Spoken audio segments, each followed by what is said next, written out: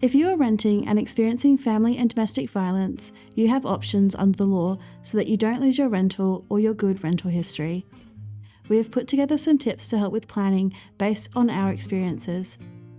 Renters affected by family and domestic violence can leave the rental with 7 days' notice or keep the rental. You will need to apply to the court to remove the person being violent from the lease, have them pay for property damage they caused to the rental, have them pay their share of unpaid rent, and get help with the bond. You can make the rental safer by changing locks and upgrading security.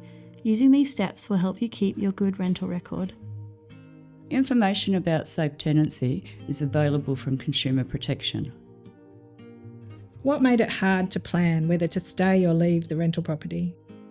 Because I relied on my partner to support me with my daily living needs, I needed to plan on how I was going to get these needs met when I didn't live in that house anymore.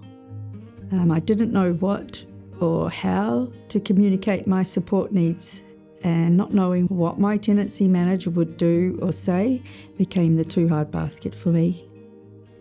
I have low vision. I couldn't find accessible information online or in print. This meant that I didn't know where I could go or who could help me. What support did you need to help you make decisions about where you would live?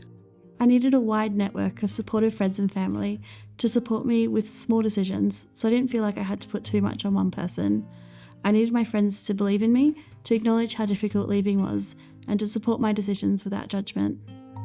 I value accessing community organisations that practice trauma-informed care. Feeling safe that the support services I reach out to are providing correct legal information.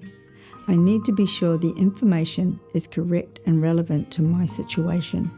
Reaching a website saying this page cannot be found sends me into shutdown. I need support to fill in application forms and to view other rentals.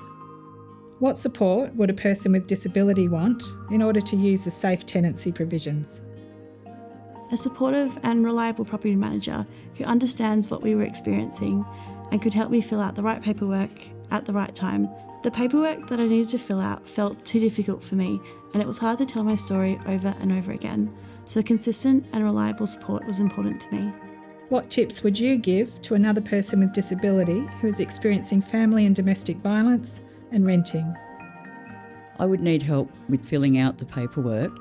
There's the Form 12 if you go into court, and the FDV evidence form, and the notice form for the property manager. I would need free legal advice and maybe someone to come to court with me. I'd reach out to a community legal service like Circle Green. I use an advocate. An advocate is someone who helps express your views and wishes and helps you to stand up for your rights. What tenancy support can you access through the National Disability Insurance Scheme? Participants of the National Disability Insurance Scheme can apply for funding to help obtain or keep their rental property. Talk to your NDIS support team to see if this is an option for you.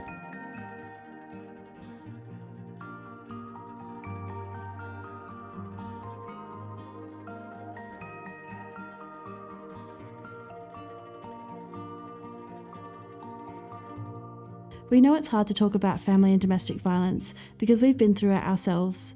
If you would like support, please reach out to 1-800-RESPECT.